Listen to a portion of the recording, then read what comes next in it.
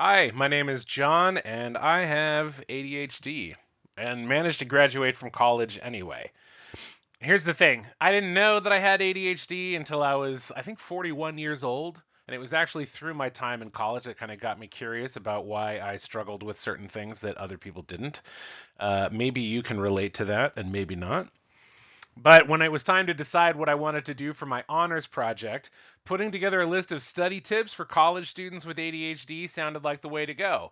Because there's a lot of study tips out there, but not all of them work for ADHD brains, right? Most of these things will work for neurotypical brains, but ADHD brains function kind of differently. And so you need to leverage the things that we understand about the way our brains work in order to sort of hack them into being more successful at the types of things that we're not necessarily great at.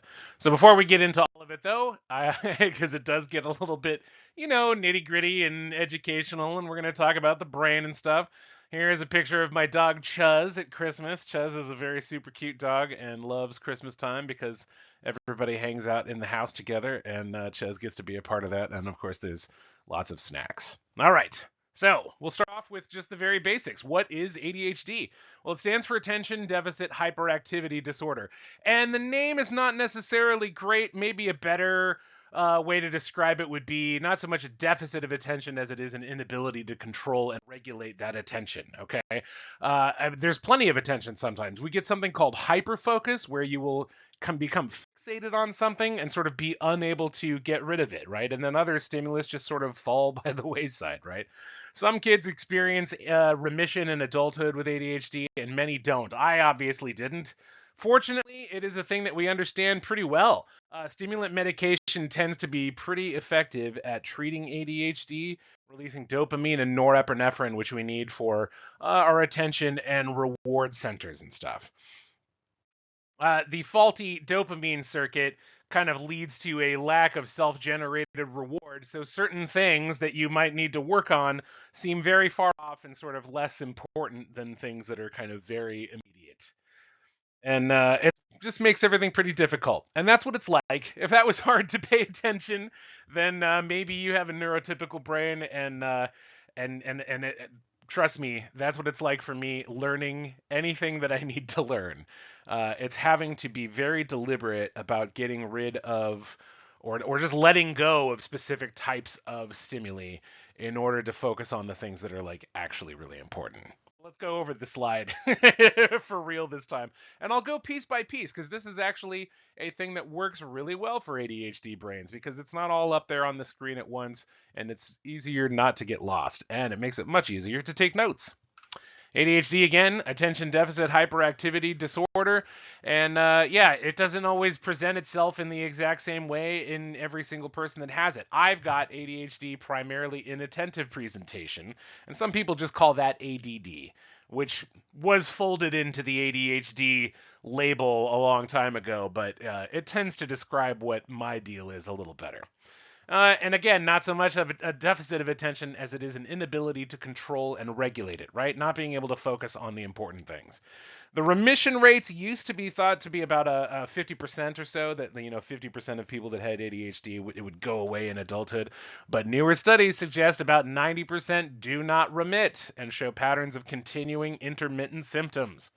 Worldwide prevalence rates among college students are very high, about 16%. That should tell you, that's most of those percentages are usually pretty low, but when it comes to this particular mental disorder, it's a big one. And about 60% of those students who have ADHD have comorbidities, right? These are separate diagnoses that you have to deal with in addition to the ADHD, like depression and anxiety. And maybe you've got a delightful cocktail of all three.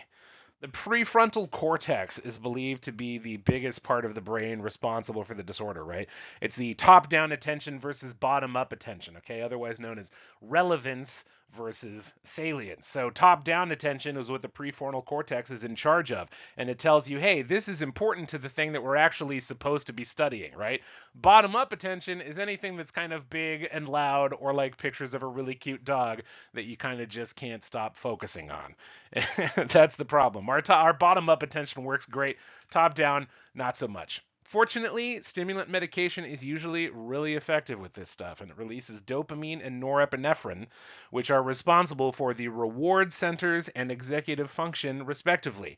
Reward centers we talked about, that's kind of making yourself feel good about finishing things that you need to get done. Norepinephrine is related to executive function, right? It's the brain's ability to plan, focus on important tasks, and prioritize, like knowing that you need to be at the doctor's office and probably could wait to send a couple of emails. On to the study tips now. I've got them broken down into two categories. Research backed study tips, which have been proven in clinical environments through rigorous science, right? I've got a bunch of citations for this stuff. There's a lot of studies that have kind of shown us that these definitely work specifically for students with ADHD. And then there's the anecdotal study tips. These are things that may work for you, they have worked for others, but do not necessarily have good supporting data. And for some of these, the big caveat there is yet, right? Like some of this stuff we feel pretty good about. As one of my project partners, Jess Seacrest, said, the anecdotal study tips can't hurt, but might help. On to the scientifically supported tips. Cognitive behavioral therapy is basically the one that everyone is talking about now. A lot of the newest studies, but even going back, relatively far back, cognitive behavioral therapy is the way to go. If you've got access to it, you need to use it. Particularly useful with OTMP, organization, time management, and planning, which is a thing that we're super, super bad at. An example of cognitive behavioral therapy is a simple mantra. Like, if it's not in my calendar, it doesn't exist. That's one that I use all the time. If anybody wants me to be somewhere at a specific time, I will pull out my phone right then, right there in front of their face, and put the appointment into my calendar. And they're never bummed out, right? Because they know it means I'm taking it seriously. Don't feel bad about doing that. But the point is that cognitive behavioral therapy is all about changing the way you think about things to change the way that you behave in relation to those things. So if you repeat to yourself all the time, if it's not on my calendar, it doesn't exist, that helps you remember to actually put it into your calendar. And sometimes it's simple things like focusing on positive outcomes rather than negative possibilities. So like instead of, sort of catastrophizing over what if you totally bail on the test, what if you do really well on the test that you need to do? How will you celebrate? How will it change your GPA? It's also important to budget more time than you think you'll need, and that is for most things. Truly. Again, time management is the entire middle part of that OTMP up there, the cognitive behavioral therapy section. We're bad at it. So create a schedule. Routine and structure are really good for ADHD brains. I got used to taking my medication as soon as I woke up every morning, and now I don't need to be reminded to do it. If you can build good habits, you can stick to those just as well as anybody else. You just have to be deliberate about building them. This includes scheduling breaks. If you're doing something that kind of like feels hard to pay attention to, maybe work for 20 minutes and then take a break. And I'll tell you that knowing that that break is coming up at the end of the 20 minutes almost makes it easier to focus for that 20 minutes. Almost. Anyway, depending on the task and your attention and engagement, you may need a lot of time to kind of go and reset your attention and your sanity. If you finish early, though, the remaining scheduled time is a reward. You got to be deliberate about that, though. This is more cognitive behavioral therapy. You need to think of that extra time as a reward, and building in periodic rewards is key to staying engaged because your dopamine is not going to do the job. Prioritizing tasks can really help. Like if you need to get something done by 2 o'clock in the afternoon today, make that S tier. If you play video games, you may be familiar with a tier list, right? It goes S like for special tier, and then A, B, C, D, etc., right? So S tier might be something you need to get done by a certain time today. A tier, maybe you just need to get it done by the end of the day. And then check them off when you're done. Again, ticking off tasks feels good. It's another CBT reward that you can build in for yourself. Check in with yourself throughout the day. What have you accomplished? What do you still need to get done? This is called metacognition, and metacognition basically just means thinking about thinking. Get more of your body involved with focused tasks. This will help you to stay more fully engaged, and it helps with your brain's process of encoding memories. This includes things like taking notes by hand, which is a proven good way that works for everybody to be able to, remember the things that you're studying and the notes that you're taking. But it's sometimes as simple as like changing it up. If you have to study for a test, sit in a specific chair and then go back to that chair when you need to study again because your brain remembers the situation you were in when you encoded those memories. It makes it easier to bring them back up. So have something in your hand to play with or, lay on the floor in a strange position. Whatever helps specifically to taking tests when you're taking the test. Go over the whole thing and make notes about things that you're worried you'll forget. I can't tell you how many times I've started a test and felt really good about everything that was in there, and then 30 minutes later when I got to, the last section, I was like, "Oh no, I forgot this thing that they're definitely going to ask me about." So if you've got some scratch paper, you can jot that stuff down. How about answer the easy questions first? If you know absolutely the answers to, this section, you're just going to smash it, just get it out of the way. Again, time management is important here. You want to budget time for each of those sections. If you know it takes you longer to put your thoughts together for like an essay section, make sure you give yourself a bunch of time for that. And because we're bad at paying attention to things, read the directions really carefully. I can't tell you how many times I've missed a question on a test because I assumed it was saying one thing and it was saying something else. And if I'd only reread it, I would have gotten it right. Stress management is key here. You want to manage that stress as best you can. Lots of ways to do that. Breathing exercises. You could do the circular breathing. In for 4, hold it for 5, out for 6, or something like that. Mindfulness meditation can also really help. Just kind of put yourself into that moment, and especially rewarding yourself with recreational activities for getting things done. Like get outside and go do something. Like do something physical. That always makes you feel better. And take pleasure in crossing things off your list. That will also help you to manage stress. It's a reward. It says, I got this thing done and I don't have to sweat it. And there's always school resources. There are people at college who want to help you. You've got the SSD office, the writing and math lab, and then just general tutoring if you need, more help for a specific subject. The anecdotal study tips represent it's a little bit different. There's kind of a whole cottage industry built up on TikTok around these anecdotal study tips. Lots of kids kind of just recording things and saying, hey, here's the thing that helped me. And so a lot of this came from there. Body doubling is one that a friend in my honors cohort told me about. It's basically studying or completing tasks in the presence of another person to reduce distraction. There's a subtle social pressure involved in being around someone, probably somebody neurotypical, who knows how to get that stuff done and stay focused, that makes you want to stay focused along with them. It's worth a shot. Get to know your professors. This actually was part of a study that I read that was like really well researched, but this part of it was kind of hard for them to operationalize. And it was basically that one of the key indicators of success in this pilot study, where it was basically they, were creating study tips specific to the students' needs and specific to the classes that they needed them for.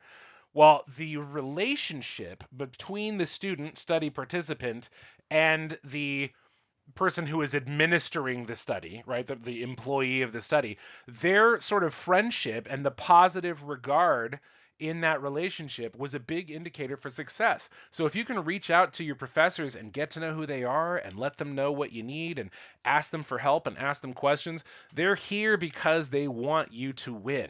So interact with them, and that adds a whole other dynamic to the thing that makes it much easier to kind of stay on top of stuff. And maybe they'll check in with you if they see that you're falling behind, which, we always need a little more accountability. Adapting your note taking is a great thing you can do. Fold under the left third of your page, take your notes on the right 2/3, and then on the left third, you can ask yourself questions about the material. And then testing yourself over the material is another tried and true research backed method for studying. You can flip that thing over and then just test yourself on the questions to see how well you remember it. Another good one is you can fold the note paper down the center, take your notes on the left, and write your own thoughts and distillations on the right-hand side. This is another way to make that information yours by sort of processing it and putting it into your own words. Personally, I like to study in a quiet environment for the most part, but every once in a while I got to do quiet classical music, as long as it doesn't have lyrics for certain. But some people swear by a new thing called binaural beats. It kind of is like a weird stereo phasing thing with sounds at really specific frequencies, kind of designed to get your brain waves into really particular patterns for things like focus or relaxation or whatever. But usually I need total silence. Sometimes being able to hear myself reading helps, even if it is just very, very quietly. In closing, listen, the world is not designed for you. There's people at school that want you to succeed and want to help you do stuff. But at work, in the jobs that you'll encounter, it's not always the case in my experience, and they will wonder why you are not functioning as well as your peers, and whether or not they could replace you with someone that would do it a little bit better. So, building habits today will help you to be able to help yourself. It's not a perfect world, and so that's the one that we have to plan for. Find the strategies that work for you and adapt to your environment as best you can. Not all of these things are going to work for you. A lot of those anecdotal things won't work. I personally have struggles even with some of the research back tips and like keeping on top of them. And I have had to find kind of my own version of stuff that works. And if you think you have ADHD, talk to your primary care provider about getting a screening because that is a very easy thing to do. And it's we know so much about it now that most doctors are at least familiar with the concept and can point you in the right direction if they can't necessarily help you directly. Plenty of references here. You can feel free to pause this if you want to go and check out some of the articles that I went to for all the information that I've just presented to you. But I would be remiss if I did not thank the team that helped me to put this together. My mentor, Dr. Paul Matson, whose class you may very well be taking, Jess Seacrest, Tim Williams, all of whom have ADHD themselves, and they're all brilliant, successful, struggling, and thriving. And thanks again to Matt Torrey, Barbara Blackie, John Anderson, Kelly Doran, and everyone in the Peninsula College Honors Program, and my friends and family who helped me get through this whole process. And thanks to you. I hope that you got something out of this, and I would love for you to be able to succeed based on some of the information that you got in this video. Thanks again, and good luck.